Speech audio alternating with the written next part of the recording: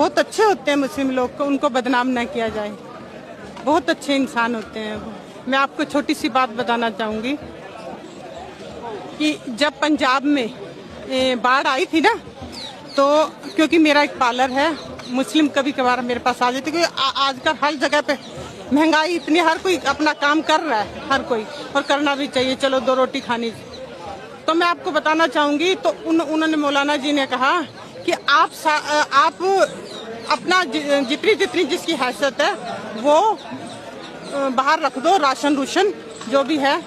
तो हालांकि ट्रक भर भर के गए हैं मुसलमान लोगों ने, मुसलमान मेरे भाइयों ने ट्रक भर भर के पंजाब में भेजे हैं। तो अब वो मौलाना ने कहा, एक के घर गए कि भाई तुम भी डाल दो। वो बेचारी रोटी खा रही थी, गरीब थे वो लोग। तो उसने क्या करा कि उन बच्चे खा चुके थे, उसकी 2 रोटी पड़ी हुई थी और उसमें नमक पड़ा था। उसे पता कोई मांगने के लिए आ गए हैं, अभी मुझे राशन या कुछ भी सामग्री देनी है, आप दे दो। तो वो फटाफट बाथरूम में छिप गई। तो मौलाना जी अंदर आ गए, भी क्या बात, कहाँ पर हो, बाहर आओ बेटा। वो बाहर आ गई। तो उसने कहा कि कैसे हो, शुक्र है अल्लाह का। उसने कहा अच्छा, तो फिर सब कुछ है आपके पास है देने दुने के लिए, शुक्र है अल्लाह का, दो। फिर उसने वो 2 रोटी दे दी जो नमक में लगी हुई थी। ऐसे होते हैं मुस्लिम जिन्हें बदनाम किया जाता है। उसने मौलाना जी को वो दे दी, वो रोटी दे दी। मौलाना जी की आंखों में आंसू आ गए। उसने वो 2 रोटी अपने जेब में डाल ली मौलाना जी ने, और चल निकले के बैठ बहन मैं भी आ रहा हूँ। तो वो अपने घर गए।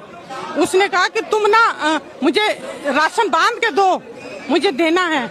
तो उसने कहा अच्छा। उसने क्या अच्छा सारा राशन बांध के दियो, मैंने अपनी बहन के घर देना है। वो सारा राशन लेके अपनी उसी गरीब औरत के पास गए, मुस्लिम थी वो। उसने कहा कि बहन आज से मैं तेरा भाई हूँ, तूने मुझे लानत है कि मुझे पता नहीं चला कि मेरी बहन भूखी बैठी है। तो वो कहने लगी, फिर भी उसने कहा शुक्र है अल्लाह का। तो वो 2 रोटी उसकी वाइफ, उस मौलाना की वाइफ बैठी इंतजार कर रही थी, कब खाएंगे मौलाना जी खाना। उसने कहा कि जल्दी रोटी खाओ, आप कितनी देर होगी, रोटी डाल दूं आपकी। उसने कहा नहीं, रोटी मेरे पास है, आज मैं पेट भर के खाऊंगा। उसने वो 2 सूखी रोटी निकाल ली और नमक के साथ थी कि अल्लाह जितना सब्र तूने उस औरत को दिया है, उस मेरी बहन को दिया है, इतना सब्र मुझे भी दियो। कि उसने ना होते हुए शुक्र कर रही थी। शुक्र है अल्लाह का। कभी भी मुस्लिम लोग ये नहीं कहते कि हमारे पास कुछ नहीं है, यही कहते हैं शुक्र है अल्लाह का। हमें बदना है। ये आंटी सहारनपुर से आई हैं और इन्होंने आते ही सबसे पहले ये कहा कि बेटा एक काम करना कि भाईचारा बचाए रखना। मतलब ऐसे अलग, मैं समझ नहीं पाती हूँ कि लोग इतनी अपनी जिंदगी में लोग कितना त्रस्त हैं, इसके बाद भी आंटी इतना समय निकाल के आप ये चाहती हैं कि इस तरीके की चीजें हों। मैं रहूं ना रहूं बेटा, अब देश तुम्हारे हवाले है बेटा, अब देश तुम्हारे हवाले है। तुमने लोकतंत्र को बचा के रखना है, हिंदू मुस्लिम के भाईचारे को बना के रखना है बेटा, है ना। और रही बात, मैं आपको इतनी छोटी सी बात कहना चाहूंगी, मेरे बेटे ने हमारा मकान बेच दिया, दुकानें बेच दी, हमने दर दर की ठोकरें खाई हैं। पता क्यों? क्योंकि उसे डिप्रेशन हो चुका था। अब ठीक है मेरा बेटा, लेकिन मैं उसे मरता हुआ नहीं देख सकती थी बेटा, मेरा बच्चा था। मैं उसे इतनी कमियों के मैं मरता तो नहीं देख सकती थी उसे। जो बच्चे कुछ करना चाहते थे, नीट के पेपर में सारी रात जाग के उन्होंने पढ़ाई की, इतने सपने थे उनके, माँ बापों ने पता नहीं कितना कुछ कुर्बान करा उनके पीछे, है ना, कि मेरे बच्चे पढ़ लें, और वो बच्चे मारे गए। बताओ वो कितना दुखी होंगे जब मैं कहती हूँ कि मेरे बच्चे को कुछ ना हो, मेरा बच्चा आज कोई काम नहीं करता, फिर भी मैं अपने पागल बच्चे को सीने से लगा के चलती, नहीं मेरा बच्चा जीता रहे। वो कैसे जिएंगे माँ बाप, आप बताओ बेटा।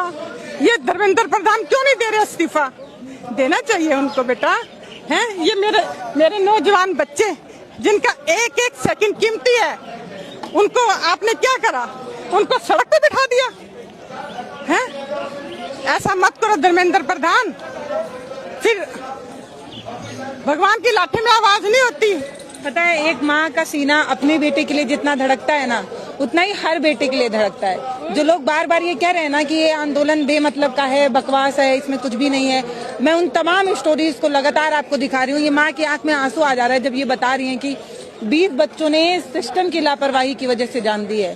सोचिए उन 20 परिवारों की स्थिति क्या होगी जब एक माँ अपने बच्चे को याद करती है तो तड़प जाती है, उसका सीना। आज मेरा बच्चा ठीक है बेटा, है मैं कहती हूँ और उनके बच्चे चले गए जो कुछ करना चाहते थे देश के लिए, अपनी फैमिली के लिए, अपने माँ बाप के लिए। ये किसकी लापरवाही है? ये हमेशा लीक हो जाते हैं इनके पेपर हैं। और अभी तुम सोच रहे हो हर किसी की रिस्पेक्ट होती है कि धर्मेंद्र प्रधान की कोई रिस्पेक्ट नहीं है कि इतना कुछ होने के बावजूद भी चिपके पड़े कुर्सी से। बेटा कुर्सी तो किसी की भी नहीं रही है ना। तो ये इतिहास लिखा जाएगा कि 20 बच्चों के परिवार बर्बाद हुए हैं, बताओ। और शिक्षा मंत्री आप कैसे हो कि कुछ भी आप कर नहीं पाते सही। और मैं आपका सबसे ज्यादा जरूरी मैं तब आई हूँ कि अभिजीत ने ये मुस्लिम बच्चा यहाँ पे जो खाना दे रहा है मोहम्मद जुनैद, उसको गले से लगाया और कहा थैंक यू, आप मुझे खाना दे रहे हो। मैं खुश हूँ कि उसने भाईचारा रखा, मैं बहुत खुश हूँ।